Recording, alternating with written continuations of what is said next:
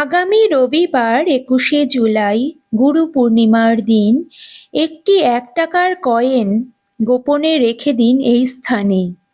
গৃহের সমস্ত বাস্তুদোষ দূর হবে, প্রচুর অর্থপ্রাপ্তি ঘটবে। মা লক্ষ্মী ও নারায়ণের ভগবানের আশীর্বাদে আপনার পরিবারে ভরে উঠবে সুখ, শান্তি এবং অর্থ বৃদ্ধির যোগ হবে। নমস্কার বন্ধুরা, আমি পাপড়ি। আমার চ্যানেল ড্রিম উইথ পাপড়িতে আপনাদেরকে জানাচ্ছি অনেক অনেক স্বাগত। আশা করছি বন্ধুরা, ভগবানের দয়ায় আপনি এবং আপনার পরিবারের সবাই ভালো আছেন, সুখে আছেন, সুস্থ আছেন। সামনেই আসতে চলেছে গুরু পূর্ণিমা।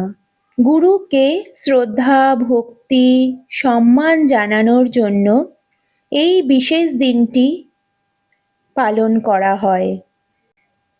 আষাঢ় মাসের পূর্ণিমা তিথিতে প্রতি বছর গুরু পূর্ণিমা পালন করা হয়। এই দিন গুরুর পুজো করার প্রথা রয়েছে। হিন্দু ও বৌদ্ধ ধর্মে এই দিনটির গুরুত্ব অসীম। গুরুর দেখানো পথে চললে জীবনে সুখ, শান্তি, আনন্দ ও মোক্ষ প্রাপ্তি হয়। অর্থাৎ যিনি অন্ধকার থেকে আলোর দিকে নিয়ে যান, তিনিই গুরু। গুরুকে শ্রদ্ধা জানাতে বৈদিক যুগ থেকে গুরু পূর্ণিমা পালন করা হয়ে আসছে। এই দিনটিতে আপনি যাকে গুরু বলে মনে করেন তাকে পুজো করা হয়।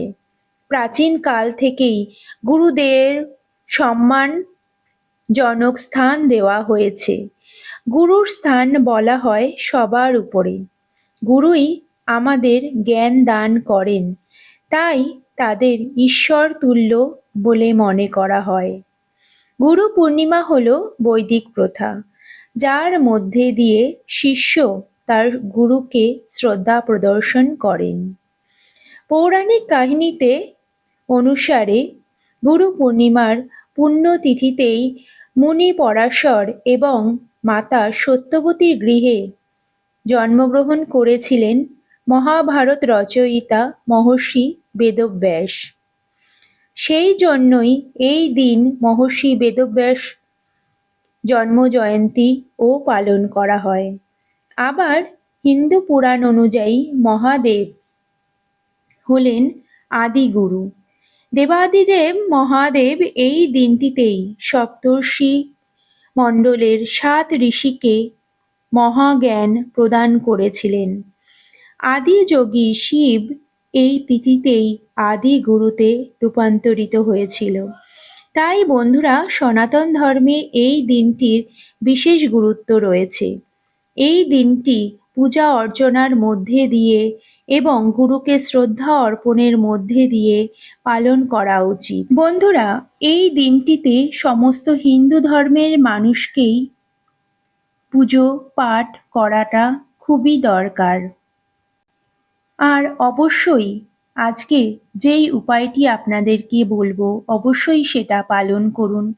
আপনার ঘরে মা লক্ষ্মীর দয়ায় ধন সম্পদে ভরে উঠবে। পরিবারের সমস্ত দুঃখ দুর্দশা দূর হবে চিরতরে। অর্থ ব্যয় কম হবে। বন্ধুরা, অর্থ ব্যয় তুলনামূলক যদি আমাদের আয়ের থেকে ব্যয় বেশি হয়, তবে কিন্তু সঞ্চয় করা সম্ভব না। আজকের এই উপায়টি করলে মা লক্ষ্মীর আশীর্বাদে আপনাদের সঞ্চয় বৃদ্ধি পাবে, আয় বৃদ্ধি হবে, অর্থযোগ বৃদ্ধি পাবে। তাই আমার সকল বন্ধুদের অনুরোধ করব, ভিডিওটি একদমই স্কিপ না করে সম্পূর্ণটা দেখবেন এবং দেখার পর যদি ভালো লাগে একটা লাইক অবশ্যই করবেন এবং কমেন্টে লিখবেন জয় মা লক্ষ্মীর জয়। বন্ধুরা, অবশ্যই ভিডিওটা শেয়ার করবেন আপনি আপনাদের নিকটবর্তী আত্মীয় স্বজন বন্ধু বান্ধবকে, কারণ গুরু পূর্ণিমা সামনেই আসছে। ভিডিওটি আপনি শেয়ার করলে তারাও হয়তো কিছুটা উপকৃত হবে এবং আপনাকে ধন্যবাদ জানাবে। তাহলে মূল পর্বে এবার আসা যাক। আজকের এই শুভ দিনটিতে আপনি আপনার গৃহে মা লক্ষ্মীর পুজো করুন, সত্যনারায়ণ ভগবানের পুজো করুন এবং দেবাদিদেব মহাদেবের পুজো করুন। এমনকি বন্ধুরা, আপনারা আপনাদের গৃহে যত ভগবান আছেন তাদের মনে শ্রদ্ধা ভক্তির সাথে পুজো করুন। বন্ধুরা, গুরু পূর্ণিমা অর্থাৎ পূর্ণিমা মানেই মা লক্ষ্মীর দিন। এই দিনটিতে ভোরবেলায় ঘুম থেকে উঠে আপনি আপনার গৃহ ঝাড়ু দিয়ে, পোছা লাগিয়ে, পরিষ্কার করে, স্নান করে, পরিষ্কার বস্ত্র পরে পুজো করবেন। অবশ্যই আপনি গঙ্গার জল আপনার সারা শরীরে ছিটিয়ে তবে শুদ্ধ হয়ে আপনি পুজো করবেন মা লক্ষ্মীর। মা লক্ষ্মীর পুজোতে, মা লক্ষ্মী নারায়ণের পুজোতে সবসময় মনে রাখবেন হলুদ ফুল দিয়ে পুজো করবেন। হলুদ ফুলের মালা দিয়ে আপনারা পুজো করবেন। মা লক্ষ্মীর যেহেতু আজকের দিনটায় পুজো হয়, সেই কারণে আপনারা মা লক্ষ্মীর ঘট স্থাপনা করতে পারেন। মা লক্ষ্মীর ঘটে সিঁদুর দিয়ে স্বস্তিক চিহ্ন আঁকবেন, তার উপরে অম্র পল্লব দেবেন, তাতেও সিঁদুরের ফোঁটা দেবেন এবং তার উপরে কোনো একটা গোটা ফল যেমন কলা, নারকেল এগুলো, তাতে সিঁদুরের ফোঁটা দিয়ে স্থাপনা করবেন ঘট। ঘটের উপরে আপনারা দেবেন পান, সুপুরি এবং আতপ চাল এবং আপনার ইষ্টগুরুকেও মনে শ্রদ্ধা ভক্তি দিয়ে পুজো করবেন। এই দিনটিতে আপনি গুরুর যখন পুজো করবেন, এই মন্ত্রটি অবশ্যই পড়বেন। গুরু ব্রহ্মা, গুরু বিষ্ণু, গুরু দেব মহেশ্বর। এই মন্ত্রটা জপ করতে করতে আপনি পুজোটা করবেন। মা লক্ষ্মীর প্রিয় ফুল পদ্ম ফুল। আপনারা মা লক্ষ্মীকে পদ্ম ফুল দিয়েও পুজো করতে পারেন। লক্ষ্মী পুজোয় আমরা জানি আলপনা দেওয়া হয়। মা লক্ষ্মীকে আগমন করার জন্য আলপনা দিয়ে তাকে ডাকা হয়।